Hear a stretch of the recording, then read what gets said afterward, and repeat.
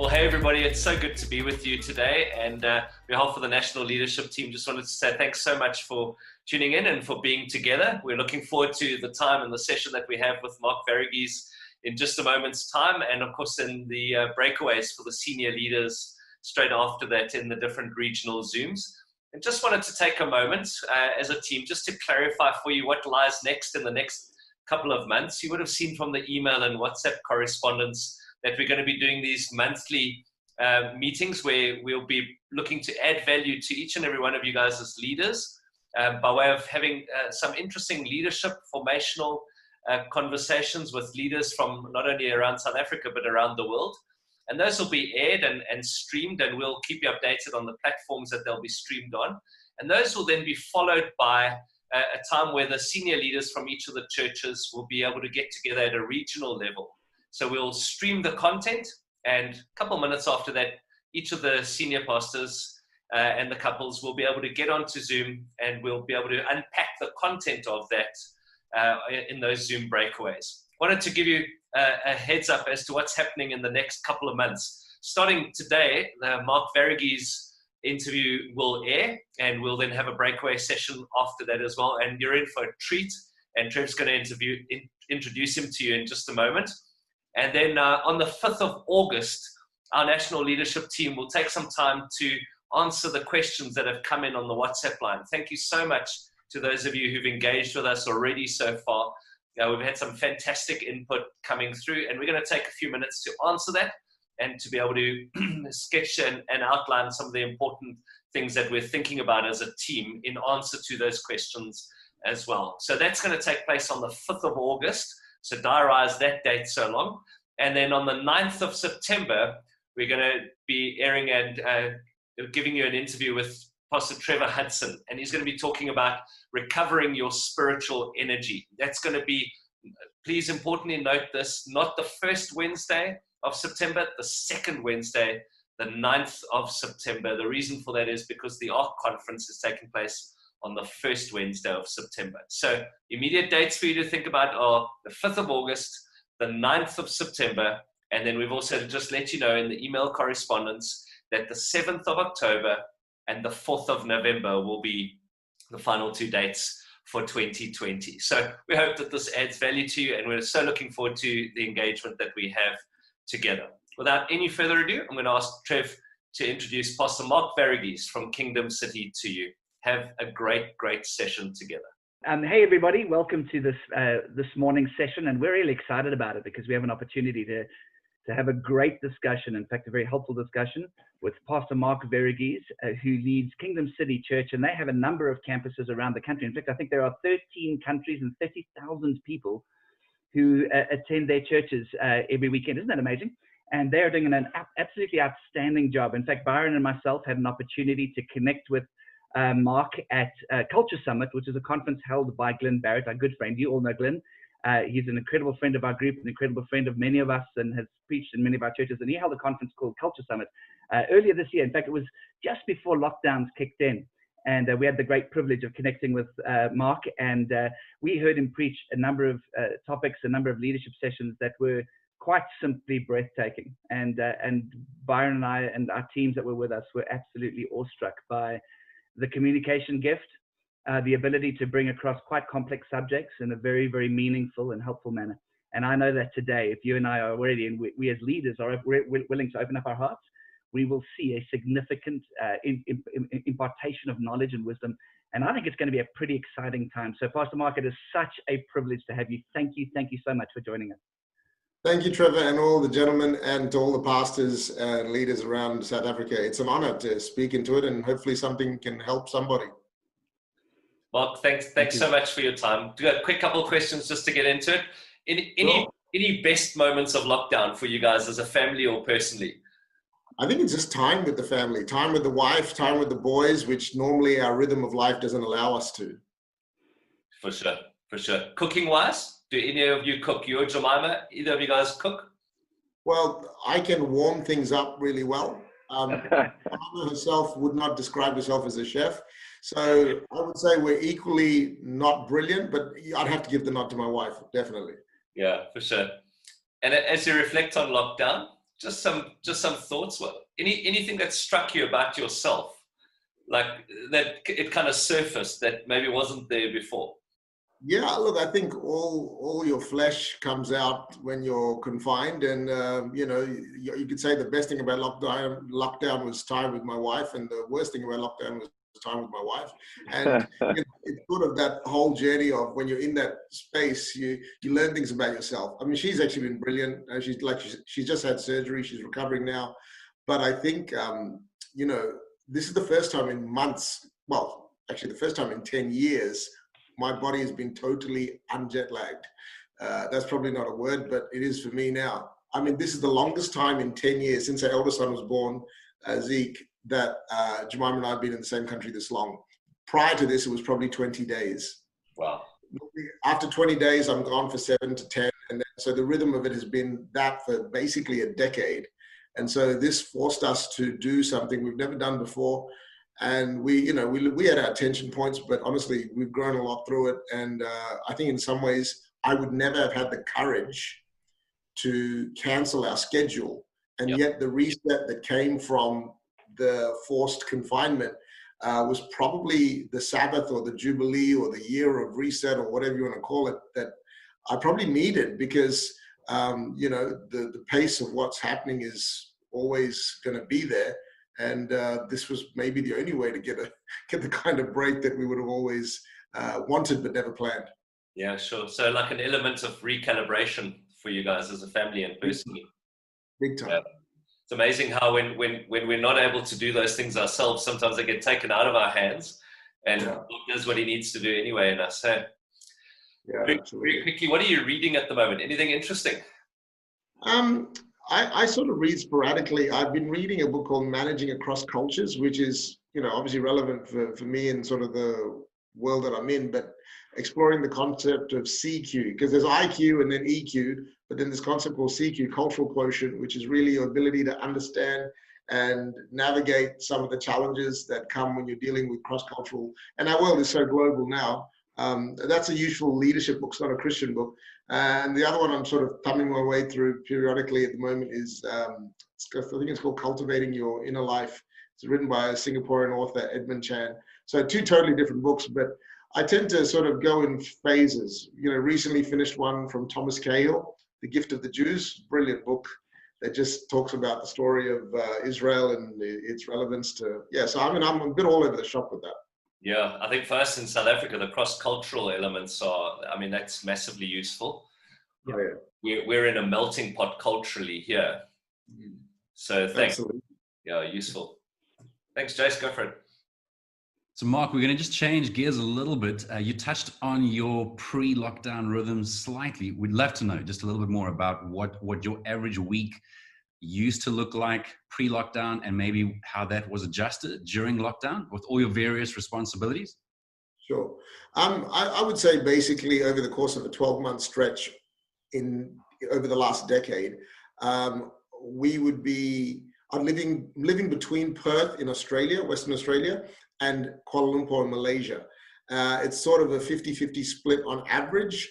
And the boys, as they grew up through school, had a myriad of scenarios. One year they had 2 schools, 1 in each. 1 year they had homeschool. 1 year they had online. 1 year they had based in one. So really, we've really played it year by year organically as the church has grown and as things have evolved.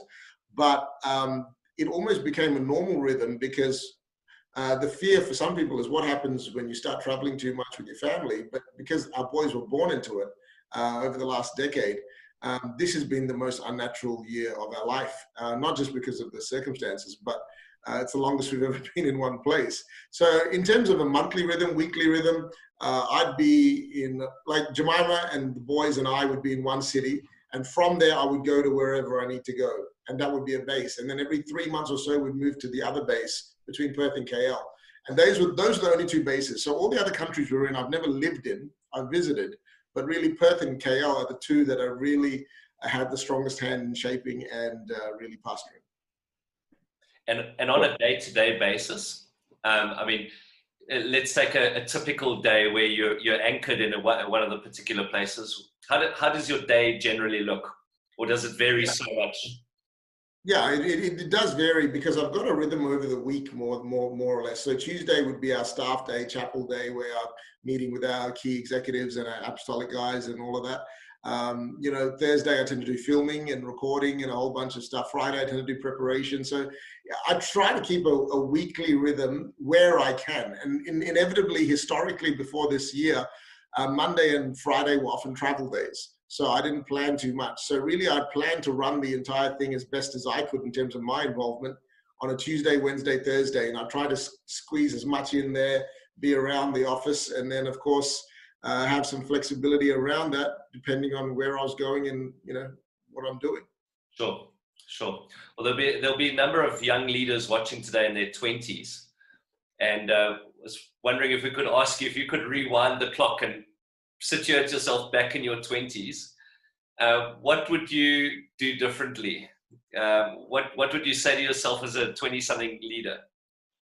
Yeah, I think I would have probably tried to pay a bit more attention to my health. I mean, I'm not unhealthy now, but I certainly took for granted the fact that youth brought with it a lot of advantages. And now I'm in the stage, I don't know, you all look fantastic, but I'm certainly in the stage where you're trying to preserve what's there rather than advance what's not, and so I would have taken a bit more care that way. And it wasn't because I got unhealthy. I just didn't invest the right stuff in. And like a lot of people, I was single till I was 31. And so I probably wasted some of my single years as far as just feeling sorry for myself and not really utilizing it. And once you're married, there's things that just change. And then once you have kids, it's a whole new segment. So if I could go back in time and I knew I was only getting married at 31, I would have probably utilized my 20s a lot better. But having said that, I don't have that many regrets. God was kind enough to sort of guard my steps, even though I made my fair share of mistakes. On the whole, things went relatively well. I can't complain. Yeah. Well, I don't know what you're trying to preserve, but we are, Sean, Trev, myself, are trying to preserve hairlines. That's what we're trying to preserve. Well, hair's not been a problem for me. No. The color's gone, but this has given me a chance to grow a beard and try and look a little bit more wise and distinguished. Yeah. Mark, we're obviously in a season of unparalleled challenge. If there were three things that you would say that a leader must do in a time of challenge, what would some of those things be? Yeah, I suppose that's a great question. I mean, the crisis we're in is a great example. I'd say the first thing is they've got to breathe. You got to stop. You can't react when you're not in a good space yourself. You only complicate and compound the crisis. So I think the whole posture of being calm and breathing and just stopping enough that no matter how horrific the change, you've got to have enough oxygen in your own lungs to be able to process and function enough to make the right decision. So I'd say, whether you call that breathing or staying calm or pausing, I think that's a huge part of leadership, not to react like everybody else does and actually stay calm. But I think, for me, a big part of it is also to communicate and to consult. To talk to people around it. I think one of the things I did is I talked to a bunch of people, friends and people I connect with at varying levels. And I think that is a big part of it, because as a leader, I know I don't always have the answer. Even with our team, my job is not to be the voice of God in every conversation, but it's more to recognize the voice of God in every conversation. And communication and consultation will give you such a broad spectrum of input. And then you might go, well, you know what, that's brilliant, we should do that. Or so you learn from others. And I think, so after you pause and breathe, I'd say communicate and consult. And then of course, the last thing, not last thing, but I'd say you got to pivot. You've got to learn to be willing to hold to things very loosely in a time of crisis. A crisis, I think, is a wonderful opportunity to change things you've always wanted to change, but you couldn't until a crisis hit. And, people are a lot more forgiving for change in a crisis because it's a crisis. But I think, most leaders won't kill what they've birthed. So generally speaking, the courage to make the change is always needed. But in a crisis, all the more you have to be willing to just let some things go that you thought were awesome, because depending on the season you face and the climate you're in, You know, you've got to be like a pharmacist. It's not one size fits all. It's depending on the symptoms, you administer the medication. The same pill that heals one will kill another. So you've just got to be willing to hold on to things loosely and pivot. So I'd say stay calm, communicate and consult, and you know, hold on to things loosely, pivot, adjust. You know, Mark, you've just referred to something I think is quite important. And you were talking about the idea of communication and being able to pivot. Now, this obviously comes into its own when you're looking at the context of multiple campuses, for example. So right. if you've only got, I guess, one campus that you're looking for, you can turn on a ticky.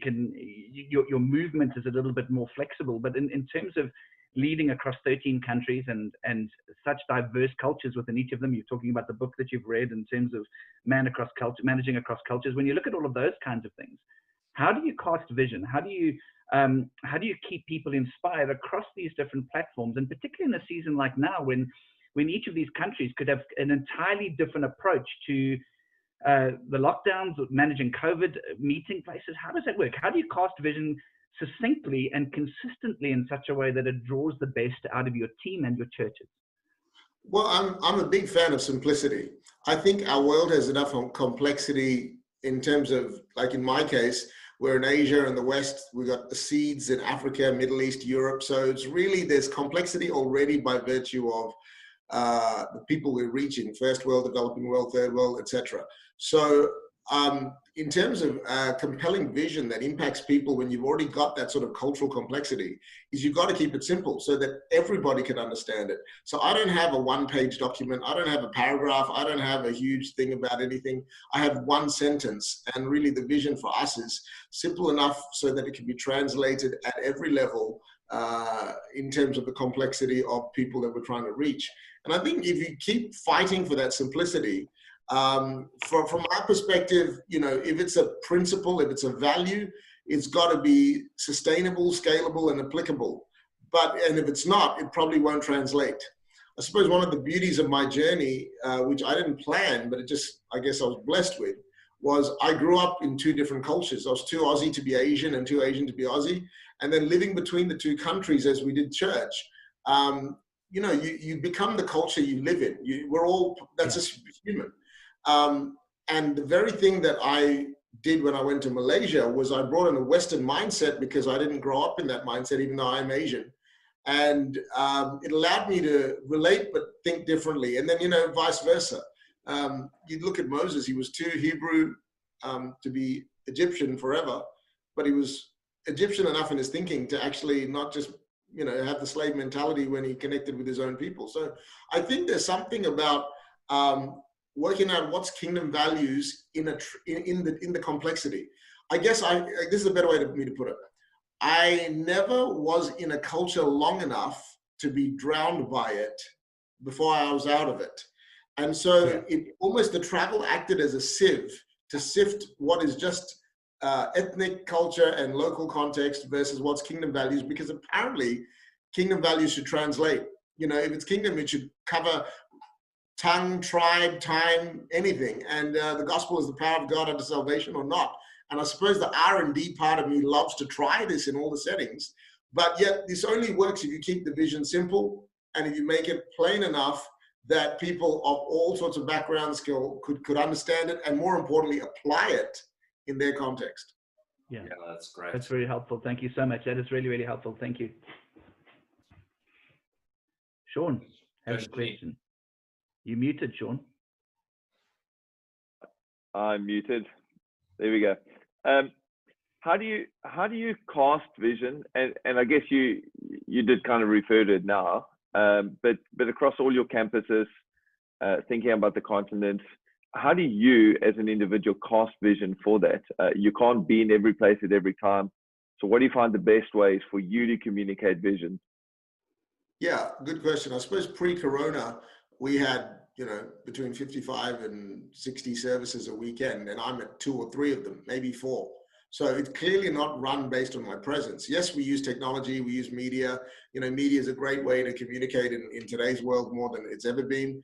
But really the goal for me is to make disciples. And so I'm not really driven by me being the face on the screen in every location, in every nation.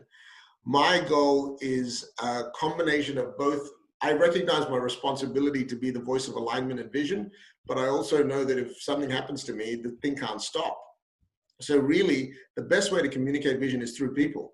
And so one of the ways the vision has landed is not do they understand it, but can they articulate it and explain it. So really all our pastors in all our however many locations, 20 odd locations, 23, 24, I think it is, their expression and articulation of the vision in their context is the best way I can speak vision, because it's not that they need me to say it. Now, I'm in regular touch with that group. I speak to them and I speak to the broader church, but my interest really is to develop those guys, not only as preachers, but carriers of the vision, which they need to feel is large enough for them to feel they can grow and express it. Because I don't just want to be a father that raises sons. I want to be a father that raises fathers. And the key to that is their ability to reproduce, which means you've got to give them the freedom and the flexibility to do that, yet within the alignment and the safety and the parameters of being one church in many locations. Yeah. Mark, talking about discipleship, you referenced that earlier. Just as you look, and you're obviously looking across many cultures now, but if I had to ask you globally, what do you think the biggest impediments to discipleship are in our global culture at the moment? Like, what are the hurdles that we've got to get over in order to make? That's a brilliant question.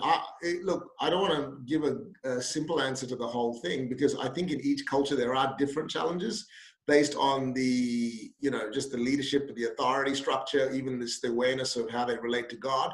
But I would say largely in the Western context, probably a lack of understanding of the Lordship of Christ. So what we tend to do is we invite people to the saving knowledge of salvation, which I think is so powerful, but he's our Lord and Savior. And the problem is, who doesn't want to get out of hell and get a free trip, eternal assurance? That's good, and so we should. And if you're the thief on the cross and you made it by the skin of your teeth, we celebrate that. The problem is, it's really probably works against a discipleship culture if what draws them into it is merely just a bonus eternal insurance concept, as opposed to, let me put it another way. If you truly understand the joy of being saved and what you've been forgiven and what God has done for you, it's only natural you want to give your life to the one who saved you and follow him all your days. But, they loved Jesus when he multiplied the fish and chips, but they weren't that keen on him when he started giving them instructions as to what to do with the fish and chips.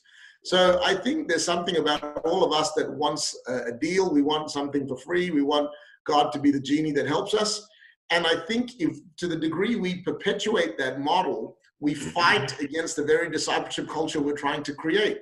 Because on one hand, we want to make church so comfortable for people, and then we say, why are you guys so comfortable? Because we can tend to create that. And I'm not against doing things wisely and sensitively, and I'm not talking about being weird or super spiritual, but I just think that if you ask what the impediment is, a lack of understanding of the Lordship of Christ. And I don't think it's you introduced that on week 9 or week 15. It's week 1, and not week 1 as in an oppressive Lordship.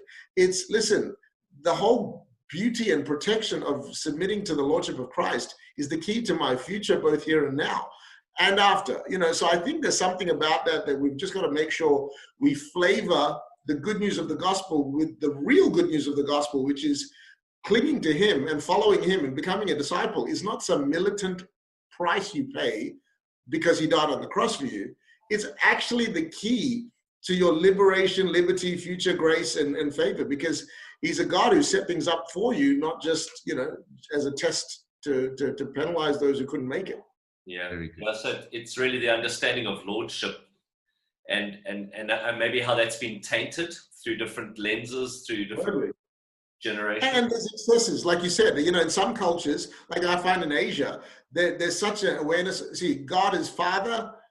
He's also master servant. There's a relationship there of consequence and conditionality. He's unconditional, he's conditional, and he's sovereign.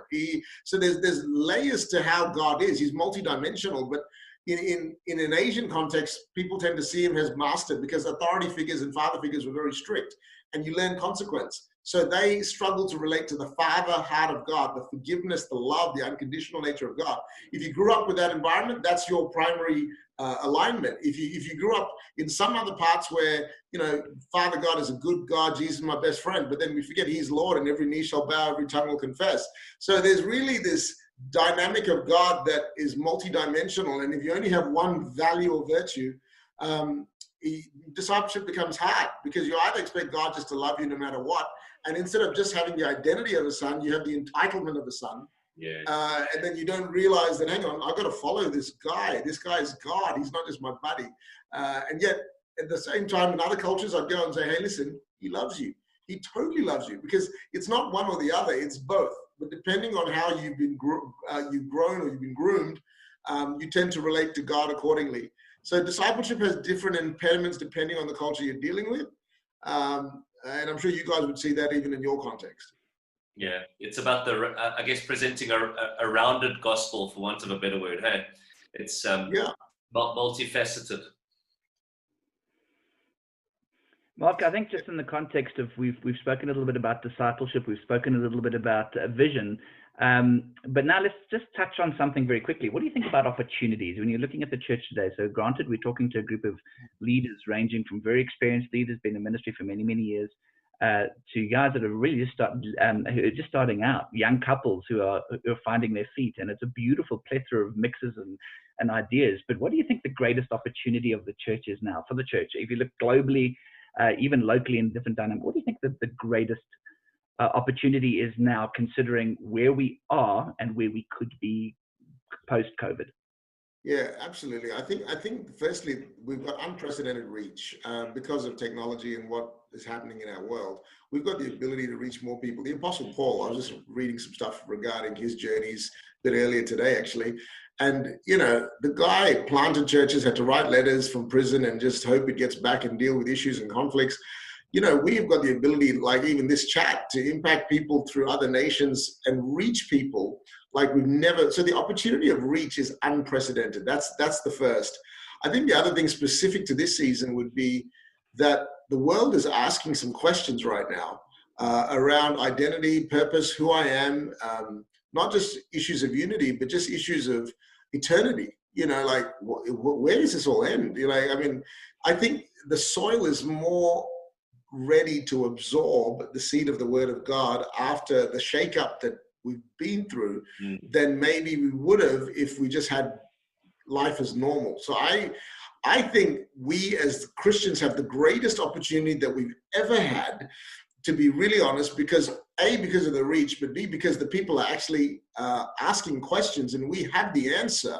And we've just got to be wise in how we bring it. And I think if ever there's an atmosphere or a time to receive what the good news represents, it's now. Because let's be honest, once this thing passes, the middle of 2021, 2022, this will be history. It's a bit like every time a loved one dies, people sort of shock and they stand there and they go, man, life is short. Man, make peace with your loved ones. They do all of that. And then in 2 weeks, we're back to normal. We sort of get into the rhythm of life again. There's this honeymoon period of awakening that happens whenever crisis or tragedy hits. And it happened after 9/11. It's happened after any other big stuff that happens in the world. The world gets into a bit of an internal sense of shakeup. But if we miss that window, we will get back into the rhythm of life, because that's just the way humanity functions. And that is our opportunity now more than we've ever had. The reach and the present nature of crisis means people are ready to hear an answer, especially as it pertains to eternity. And with this all, with the racial stuff, definitely as it pertains to identity. Awesome. That's helpful. Thank you. Thank you. Mark, you guys obviously have an incredibly high caliber senior leadership team. You guys are working in different contexts and cultures. How do you maintain a very sincere level of unity amongst diversity, as opposed to maybe a false peace? How do you guys deal with conflict, with differences of gifts and personalities, and maintain a real rigorous unity? That's a great question, Jason. I think we all would understand that unity is not uniformity, but I think the key to allowing that diversity to not distract or fracture the common goal and the direction we're heading, is honest conversations. I mean, we have lots of communication, and I think the key is the ability to speak to whatever the real issue is with love and with openness. And I think there's a pretty open culture in that regard. So, I heard someone say that if you love to confront, there's something wrong. But if you love, you will confront.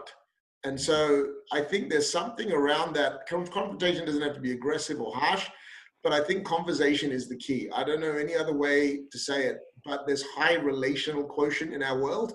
So even though I can't now know everyone the same, and I can't even know all our staff the same, everyone is known and everyone knows enough people to be able to speak openly, honestly.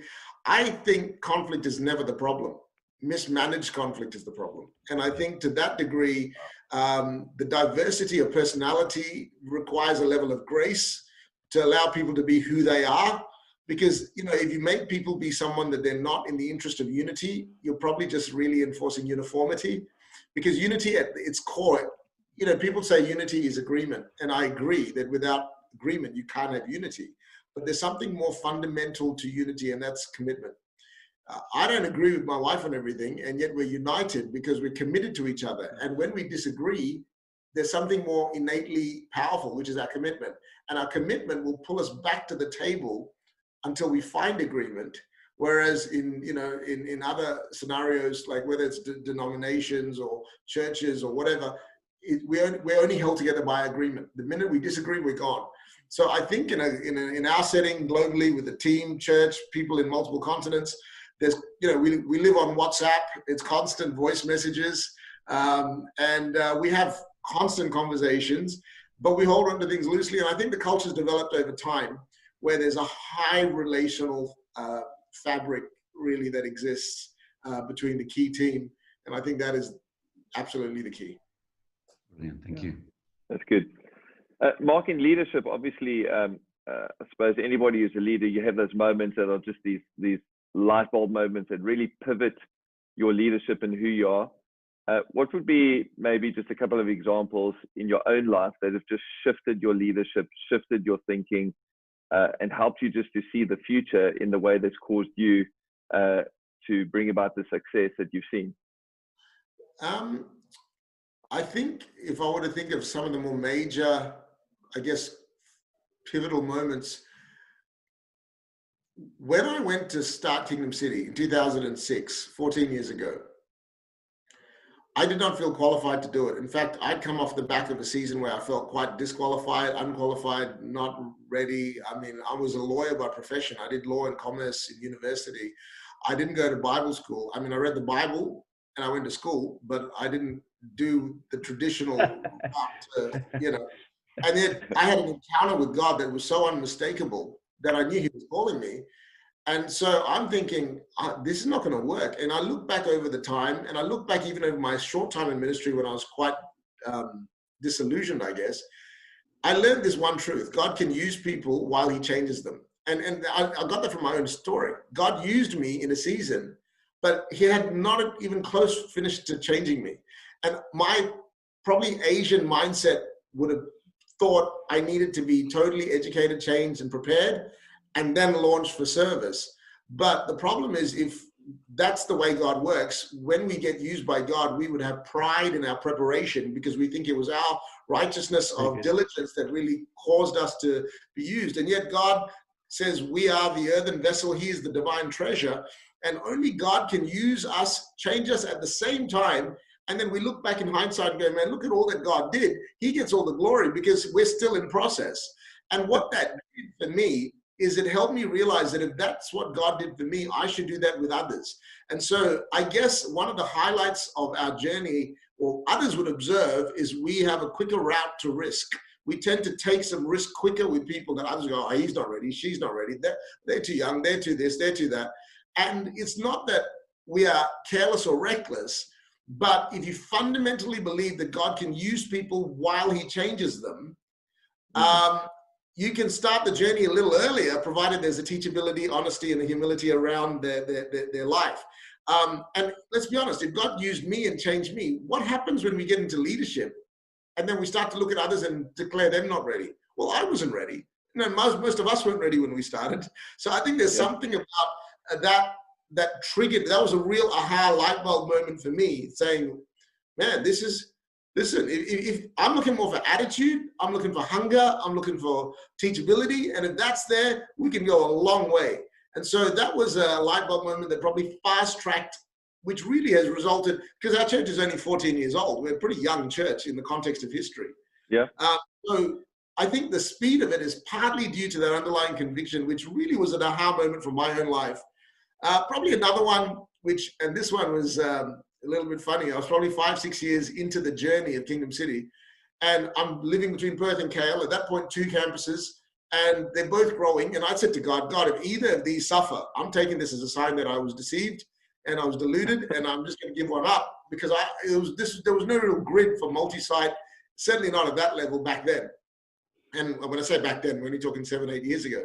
So one day I'm going for a swim, and I'm just talking to God, and I'm like, my prayer is basically, God, I don't want to stuff this up. How do I make sure I don't stuff this up? That's really what I'm talking to God.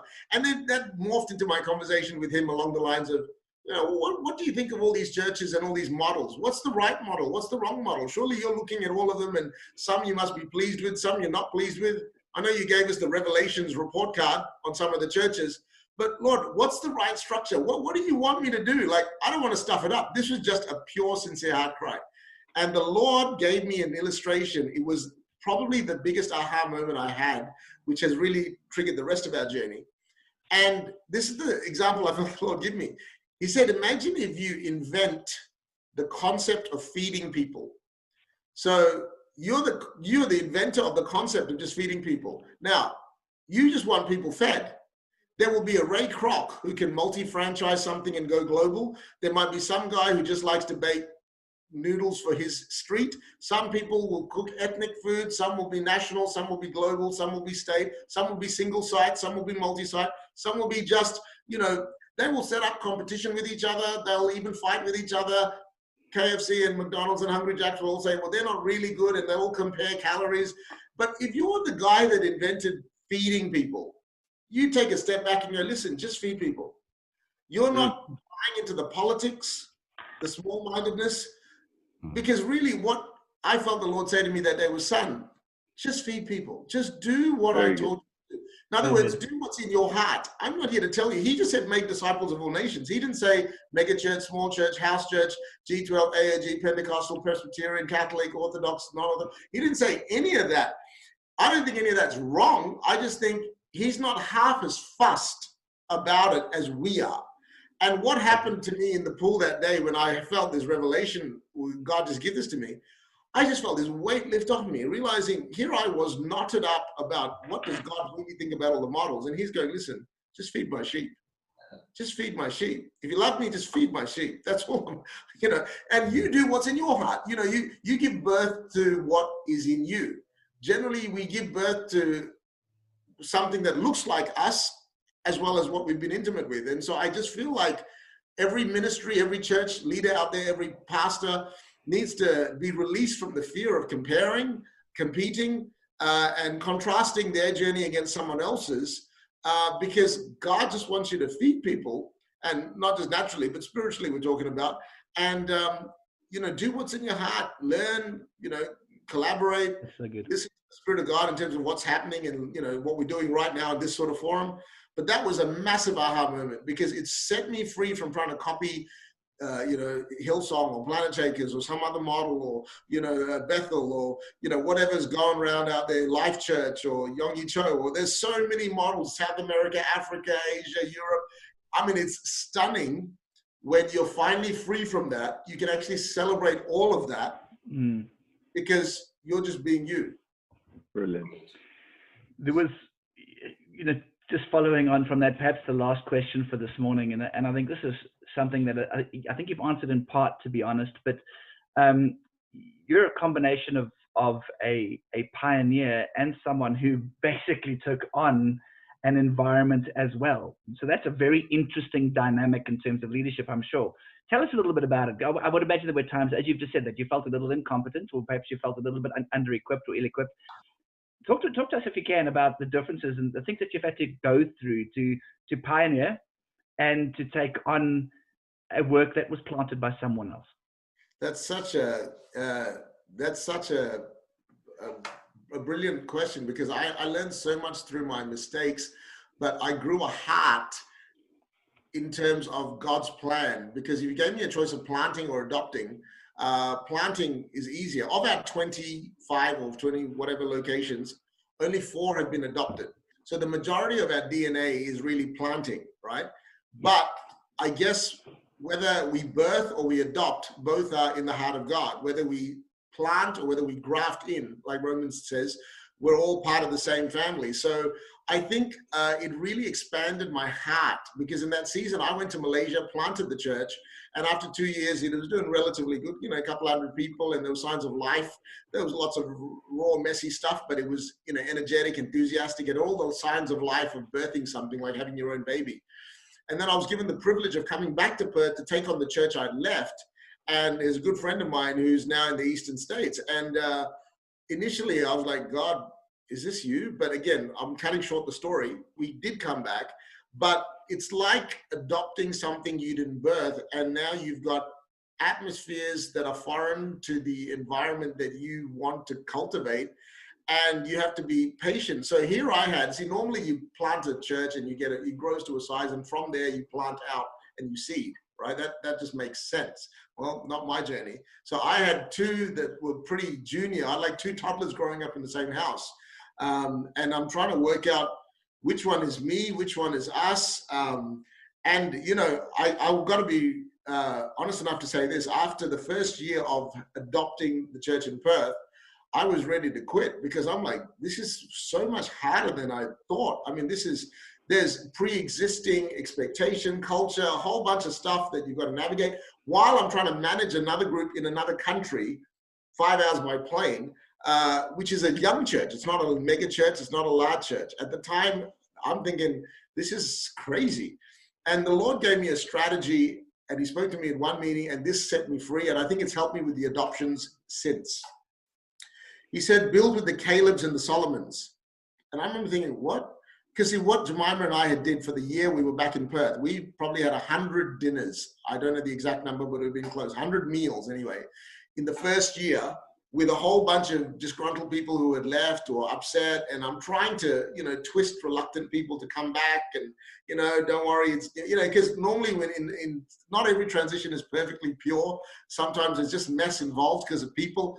And, you know, I was exhausted. I was ready to quit. And when God said build with the Calebs and Solomons, I knew, I guess, what he meant as soon as it made sense to me. Solomon represents the new generation. There's going to come new people in. Stop trying to waste your time, Mark, twisting the reluctant to come back. There's a whole bunch of new people that will need your affection and attention.